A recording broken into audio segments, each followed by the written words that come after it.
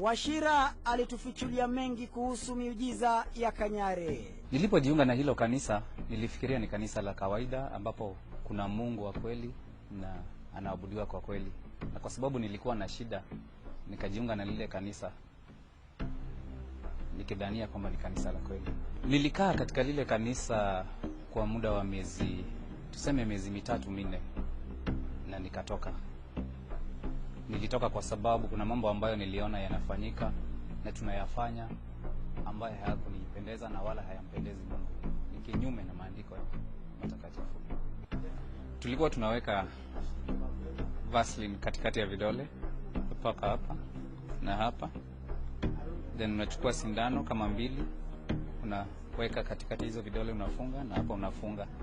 Kisha sasa kabla hiyo Vaseline kumelt, kuna ile training tulikuwa tumetrain already, ile duration itatake after kuapply hiyo kitu na ile tukio likitukia.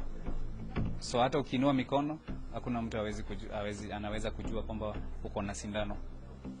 Na kama pia hiyo potassium permanganate unaweza jipaka kwa mikono na kuna mtu atajua, sababu ni vumbi kidogo sana. Tulimtaka atuonyeshe jinsi alivyokuwa akiwapotosha waumini kwa kiegezo cha kutoa ushuhuda. Wachira alifungua moyo na kusema bayana kama mwalimu wa sayansi.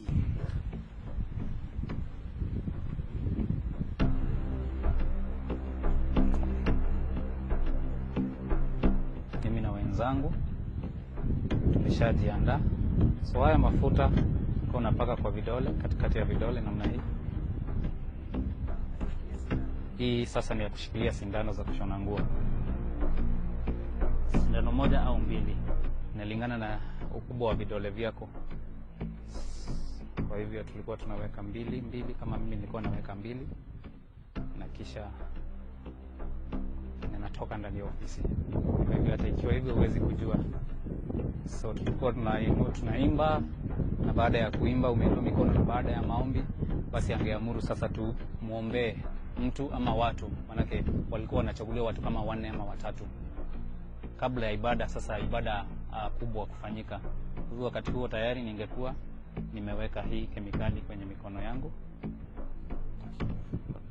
potassium permanganate. Kwa hivyo baada ya kutolewa unabii, labda unabii ungesema ya kwamba una sindano katika mwili wako, kuna mchawi alikurushia mapepo akakuroga akakuweka sindano kwa mwili wako na zitatoka. Na ulikuwa unaambiwa pia damu itatoka. Kwa hivyo hii ilikuwa inalingana na nabii ambao umetolewa asubuhi hiyo.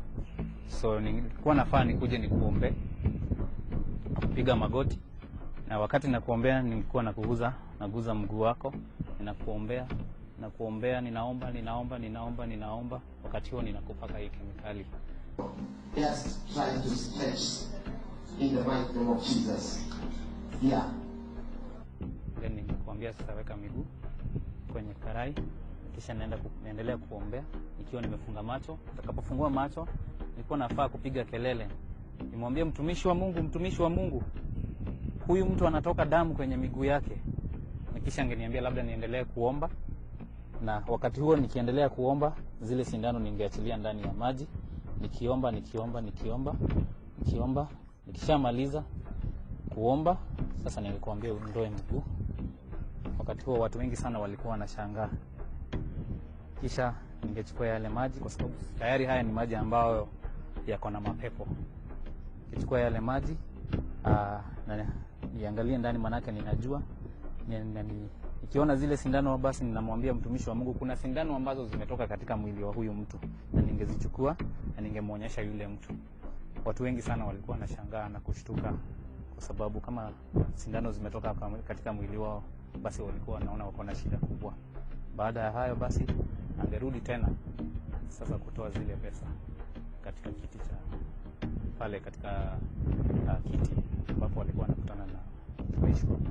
Wakati mmoja tulienda katika mkutano hapa mahali kunaitwa Kware Pipeline, na ikasadifika tu kwamba mvua ikaanza kunyesha. Tayari nilikuwa nimetayarisha kitambaa aina ya face towel, na nikaweka kemikali hapo katikati, nikawekelea pale kwa madhabahu yake. Hivyo tu alikuwa anafungua kitambaa anaguza. Wakati watu wameinua mikono angewaguza tu na ile kemikali. Na baada ya hayo angewaambia wainue mikono juu. Wakati mvua inanyesha na wengi wao wangewaambiwa hebu angalieni kwa mikono yenu, wangekuta damu inatoka. Hivyo ilikuwa ni jambo ambalo lilikuwa linashtua na watu walikuwa wanatoa pesa.